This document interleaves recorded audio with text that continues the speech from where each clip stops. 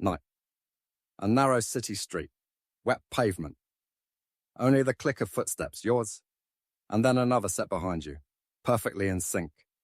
A whisper cuts the air. Voice, soft, almost friendly. 9.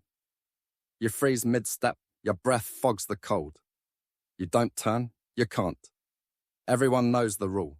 Don't turn around. Not once, not ever. Your phone screen winks to life in your hand. No signal. The streetlights hum, then flicker. The steps behind you match your rhythm like a mirror. Heel, toe, in sync. You force yourself to walk again, slow, steady, like you're trying to trick a heartbeat into calm. You reach the corner. The wind lifts a paper from the curb. It skitters ahead and smacks the stop sign. The voice is closer now. Warm breath at your ear. Voice, a whisper you can't unhear. 10. The clock on the corner store blinks 12 as if time forgot how to count. Your legs lock. The world narrows, sound stretching like a thin wire. You feel someone, no, something, lean in just behind your right shoulder, the exact distance a stranger would stand if they knew your name, beat. And then, nothing. Not silence, not peace, and nothing so complete it eats the sound of your own pulse. Cut to black. Urban legends usually start the same way. A whispered warning, a rule you're supposed to follow without ever asking why. Don't go into the woods at night. Don't call a name into a mirror. Don't stop for a crying baby on the side of the road. The counting man belongs to that family of warnings. But it doesn't spread like a normal story. It drips. Old message boards. Lost blogs. Anonymous confessions. Police notes with lines blacked out. Each fragment says the same thing. If you're walking alone and you hear footsteps behind you that match your own, and a voice begins to count, don't turn around. The voice always starts at 1. Low, calm, almost like it knows you. Each night after that, it adds one more number. 2, 3, 4. Always after dark. Always when you're alone. The steps never break rhythm. And there are 2 possible outcomes. If you turn around, it ends instantly. No one who's turned has posted an update. No one has written what they saw. If you don't turn, it climbs by 1 each night, up and up toward 10. And no account survives past 10. That's the rule. But rules are only warnings until they meet the right person. One of the earliest known posts we found came from a college message board in 2009. A user called Deckard42. At first, he laughed it off. Heard a voice say 1 walking home from the library. Nice prank. The replies were jokes. It's your echo. It's campus security. It's your roommate. Night 2, Deckard posted again. Different street, different time, same footsteps, same pace, heard 2, not funny anymore. By 5, he wrote that he tried blasting music. He still heard the number, louder, as if the voice were plugged straight into his skull. By 7, his sentences got clipped. Not sleeping, it waits until I'm alone. His last post. 9, right outside my door this time. He made that post from inside his room, door locked, lights on, alone. There were no more posts. A roommate later said he left campus suddenly, but no transfer records ever showed up. The IP logs showed something worse. The footsteps don't need streets and shadows. Once the count starts, it follows you everywhere. We like to think stress explains things. Auditory tricks. The brain hearing patterns in air the way we see faces in clouds. But this wasn't an isolated story. The same details kept showing up. In different cities, different years. Like one rule copied again and again with no typos. That's not how stories behave. That's how phenomena behave. A night shift worker wrote about late buses and empty sidewalks. Her account B begins at 5. She tries to break the rhythm. Earbuds, new routes, stopping mid-step. To be honest, the footsteps will stop too. They do. She starts again. They start again. At 7, she writes about feeling breath on her neck, swearing she saw her reflection in the bus window. Mouthed the number while her own lips didn't move. By 9, the pages shake with smudges. It's with me everywhere, she writes. Break room, stairwell, bus aisle. No one reacts. I hear it when no one could be walking. The scans end there. When strangers on the forum cross-checked her bus card, they found one last timestamp. February 3rd, 12:02 a.m. Entry only, no exit, no tap. The ride never ended on paper. If turning early means death and reaching 10 means so it's vanishing, which fate would you choose if those were the only two doors? Maybe it's bound to a block, a town, a country road. Easy, avoid the place, but the reports don't care about borders, suburbs, highways, city stairs, cargo ship decks. And when people move, the counting moves with them. A pattern like that doesn't stick to a place, it sticks to a person. One user, ground level, tried something new. On 4, he sprinted, not a normal run. He said he tried to make rhythm impossible, feet pounding in chaos. The footsteps behind him stumbled. The counting stopped. The next night, it started back at 1. He thought he'd cracked it. He posted tips. Run at random, keep it at 1. But the reset had a cost. A week later, he wrote, "It's louder, closer, the steps don't stumble anymore, they keep pace." He reset again, back to 1, and then, "It's behind me all the time now. Grocery store, elevator, bathroom." His last post, "Walls shake, my ears are bleeding, I can't reset it this time." Silence. Resets don't erase, they stack. Like the counting man doesn't tally nights, he tallies you. Each reset writes itself deeper. It would be easy to say this is an internet ghost, born in chat rooms and dressed up in spooky rules. But the trail is older than that. The earliest printed hint we found. Dawson, Ohio newspaper from 1891. A farm family complained of phantom footsteps circling their porch for 9 nights. On the 10th night, the sheriff found the dinner still warm, chairs empty, house unlocked. Further he fell back. A sailor's diary from 1743, recovered from a North Sea wreck. On the 7th night, he spoke 7. None could hear him as I do. I must not turn. The entries stop mid-voyage, the pages water-ruined. Old Bavarian folklore mentions Dadzela, the counter who walks behind lone men. A missionary's letter from the 1600s describes an invisible step-matcher that tormented new converts after dark. Across centuries and languages, the rules do not change. Footsteps in sync. A voice adding 1 number each night. Do not turn. Do not reach 10. Legends mutate when they travel. This one doesn't. Things that don't mutate aren't rumors. They're constants. There's one more pattern, and it's the one that worries me. In nearly every case, the person heard about the counting man before they heard him. Deckard 42 joked about a chain email first. The commuter wrote, "Thought this was just an internet ghost story." The runner mentioned, "Maybe I shouldn't have read that thread."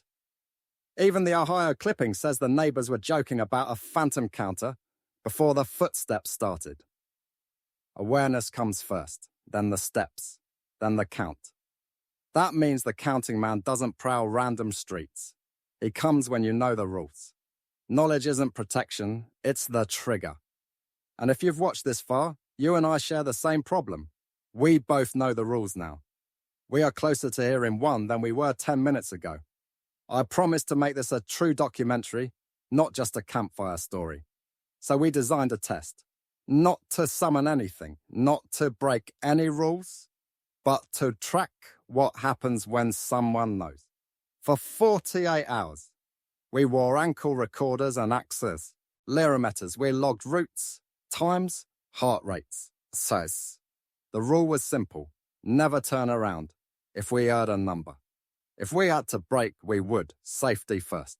The first night, the hallways sounded like they always do. Hum of AC, cars outside, a neighbour's TV. At 12:11 a.m. on the 3rd floor landing, the recorder caught something weird. When I stopped, the echo stopped a full second later, normal. But when I walked again, there was a faint double clap, mine, then something like mine a hair behind, perfectly spaced. I stood still. So did the second sound. I took one step, beat nothing. Then another, second step follows, exactly. I told myself it was building noise, pipes, the elevator, recording lag, anything. The audio file ends with my own voice, very small. Keep walking, don't turn. Cut to black. We send the file to 2 independent audio engineers. One says it's likely mechanical latency noise. The other says there's anomalous mirroring, with a trailing onset that's too consistent to be random. We don't know what to believe. We only know something is matching pace. Day 2, the rules in my head feel heavier. When I turn off my phone screen, I angle it away. I won't risk catching a reflection. I talk to camera. This is stupid. It's just a story. That night, walking home, I passed the corner store. The same one from the opening. The clock blinks 12 o'clock, burned out digits. I keep my eyes forward. My steps are slow, measured. Heel toe, heel toe. At the crosswalk, a whisper. Not loud, not theatrical, just close. Voice. 1. I keep walking. I don't turn. My mouth goes dry. I feel like a kid trying not to look at the closet door. On our waveform from that exact moment, there's no spike, no obvious voice signature. But on my heart rate log, the line jumps like a cliff. Night 3. I change routes, I take alleys, I stop mid-block and pretend to tie my shoe. Each time, the rhythm behind me adjusts with perfect patience. At the elevator, I step in and face the door. I watch the scene where the metal meets the frame. I shreds. I don't look at the mirrored wall. When the doors start to slide shut, there's a breath against my ear that isn't mine. Voice. 2. The doors close. The numbers above the frame climb. 3, 4, 5. I raise the camera to my face and keep it there, like a shield. The elevator stops. The doors open. The hallway is empty. Of course it is. Back in my room, I place tape over the dark screen of the TV. I turn my phone face down. I keep the lights on like I'm 12 years old. Somewhere behind me, footsteps in perfect mirror time with mine. I sit. The second chair leg scrapes the floor, just a hair after the first. I don't sleep. You want a rule? Here is the only one that matters. Do not turn around. No matter who calls your name, no matter how polite the voice sounds, no matter how it learns the pattern of your life. People ask if running helps. Maybe it buys you a night, but the pattern does not forget. Resets don't erase. They compound. People ask if crossing borders helps, if praying helps, if mirrors are traps, if cameras catch him, if earbuds block him. The answers are messy, contradictory, full of holes. That's what real cases look like. Noise around a hard core of rules that never change. And this one never changes. Don't turn. Don't let it reach 10. But rules exist because someone already broke them and beat. And the night someone didn't. A cluttered bedroom at 3:07 a.m. a phone on the desk. A steady, shaky hand cam from a teenager named Maya. Age 17, subtle text on screen. Used with permission. Maya heard about the counting man from a friend's DM. She watched a video, maybe this one, maybe one just like it. Then she laughed. That's how this starts for a lot of people. With a laugh. Night 1, she heard 1 in her garage while the dryer ran. She thought it was a trick. Her older brother hiding and whispering. She didn't turn. Night 2. 2 by the mailbox. Night 3. 3. While she brushed her teeth. The camera points down. Her feet shift left. Another pair of steps shifts left a breath later. At 4, she tells her phone she's fine. I'm fine, I'm fine.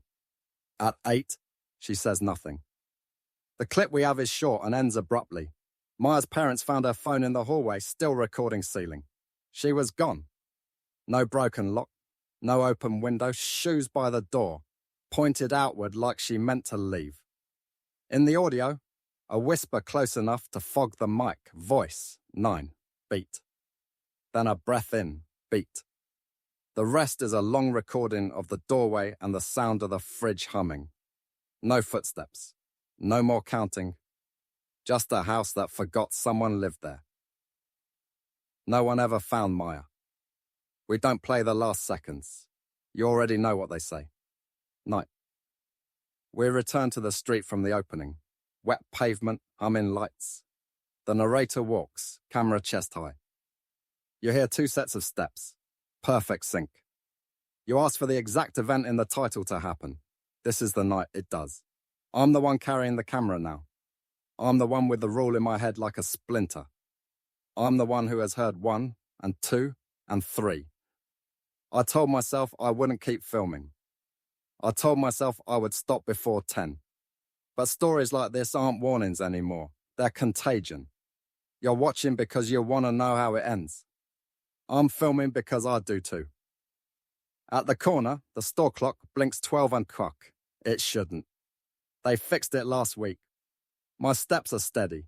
So are the ones behind me. I pass the alley. The wind rattles a loose sign. A bus hisses 3 blocks away. Somewhere, tires on wet asphalt. The voice leans in. Voice, 9. I keep walking. I can feel it smiling. Not with a mouth, with attention. Something happens then that hasn't happened before. The steps behind me slow a fraction, like they're waiting, like they're letting me choose. I don't turn. I take 1 more step. Beat. Another. Beat. Voice soft pleased. 10. The streetlights flare, then dim. The hum drops away like a power cut, only I can hear. The world shrinks to the air on my neck and the taste of metal on my tongue. I expect pain, I expect a hand, I expect anything, beat. Instead, what leaves is sound. Not silence, absence.